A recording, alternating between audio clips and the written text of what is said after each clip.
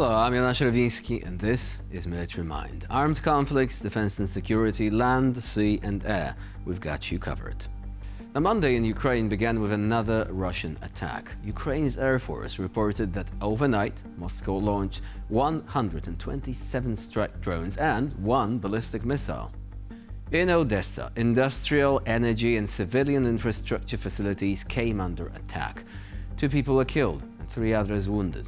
According to emergency services, one of the enemy drones struck an apartment in a multi-story residential building. Fortunately, the warhead did not detonate. Now, in neighboring Zaporizhia, a strike targeted an industrial infrastructure facility, and according to the head of the region, 1 person was killed and another was wounded as a result of this attack.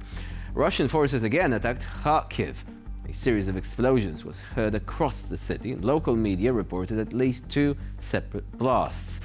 Social media channels indicated drone activity near the city, followed by warnings about high-speed aerial targets coming in. Meanwhile, in Russia, Ukrainian drones struck an oil pumping station in the Republic of Tatarstan, which is a supply node for the Druzhba oil pipeline. The facility belongs to the company Transneft and represents a major hub within Russia's main pipeline system. In Belgorod, attacks caused disruptions to electricity, water supply and heating in residential buildings. Over the past several weeks, residents have increasingly faced outages following Ukrainian attacks. Now, a Russian independent outlet reported that Ukrainian forces struck an electrical substation at the Belgorod thermal power plant, which had previously been targeted. On the front line, Russian forces made several focused attempts to break into Liman from the north and northwest. At the same time, Moscow troops were forced to repel a number of Ukrainian counterattacks on their tactical foothold near Novosibirsk. The situation remains highly dynamic. North and northwest of Liman, intense clashes are underway in the so-called grey zone. Russian forces are currently engaged in heavy fighting in the northern part of Drobyshevo in an effort to secure their positions and are attempting to hold Stavy. Their advances remain minimal, even from a tactical perspective. However, the overall situation around Liman defensive area of the Ukrainian armed forces continues to deteriorate.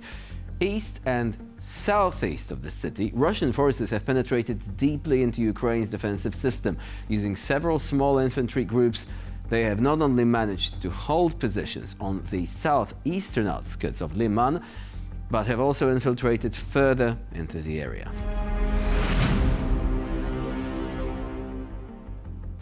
Footage of the Russian Yolka system intercepting a Ukrainian UAV strike has surfaced online. The operation took place during the day under favorable weather conditions, which increases the visibility of drones and makes them more vulnerable to interception. Daylight, good visibility and stable optical channels simplify target detection.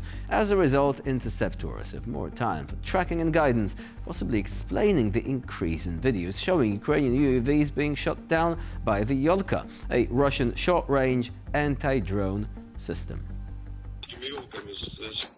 Опорники. Пусть развезут на те посты, через которые сейчас подвергаются пролету. Все посты, которые на машине можно проехать, уже отвезли, на остальные еще Сурал готовы.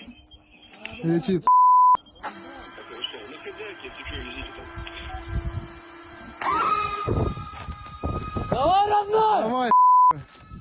Давай, родной! Давай. Куда? На! Легкая, ёпта.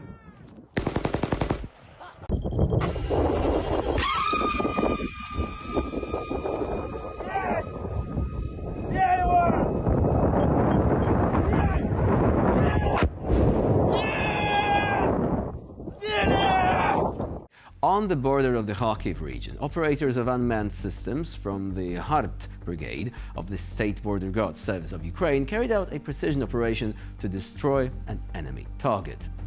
During aerial reconnaissance, a hangar was discovered where Russian troops had concentrated their equipment and ammunition. The facility was used as a hidden storage point that supplied units in this area. Next, they worked in tandem. First, The drone make a precise strike through a window, creating an entrance to the premises. And then the second drone used this window of opportunity to fly inside.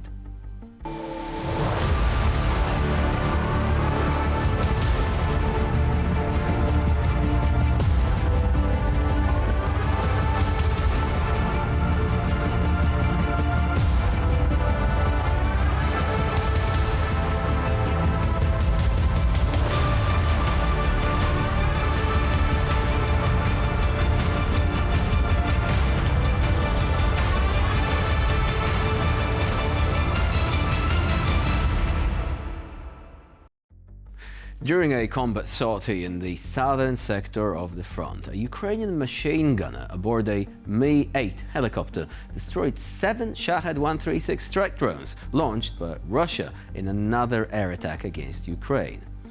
The work of helicopter gunners remains one of the key elements of mobile air defense. In the fight against Shaheds, time, composure and accuracy are all crucial, and this time the crew performed flawlessly.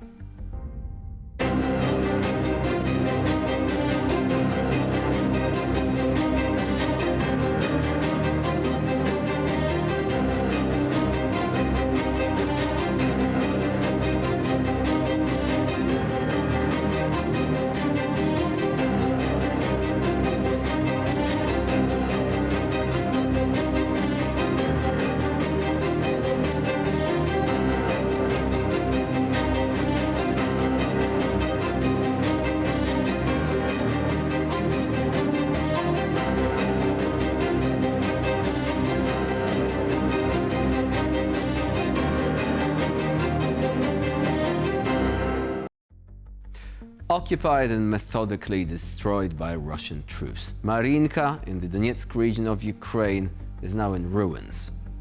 On the streets where families lived, shops operated and children went to school just a few years ago, not a single building remains intact. Block after block, there are broken walls, charred facades and collapsed ceilings. For years, Marinka was under constant fire, you see. Artillery, airstrikes, assaults, all this turned the city into a symbol of total destruction. What used to be residential neighborhoods now resembles the set of a post-apocalyptic movie. And these are not just ruins either, they are the evidence of the price of the so-called liberation by the Russians. The empty streets of Marinka are silent proof that their actions are not motivated by liberation at all, but by the systematic burning of entire settlements and the desire for conquest and violence. Смотрите там, кто просил, это левая сторона получается.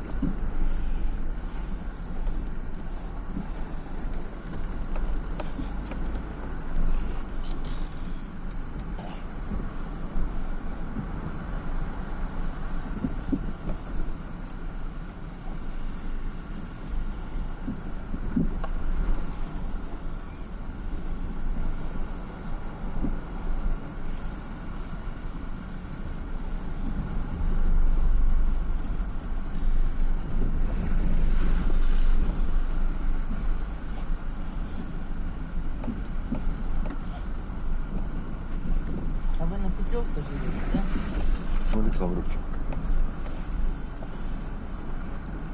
Ну, самый Маринский, да?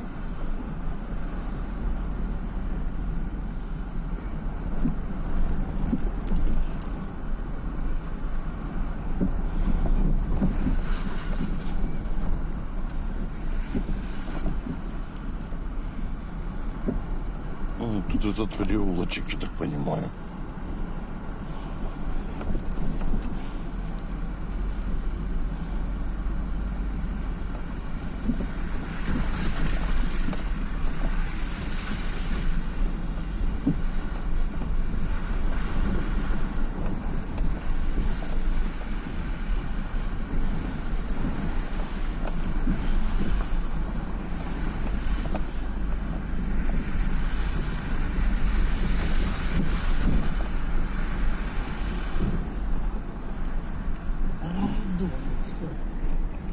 Здесь выезд на дорогу.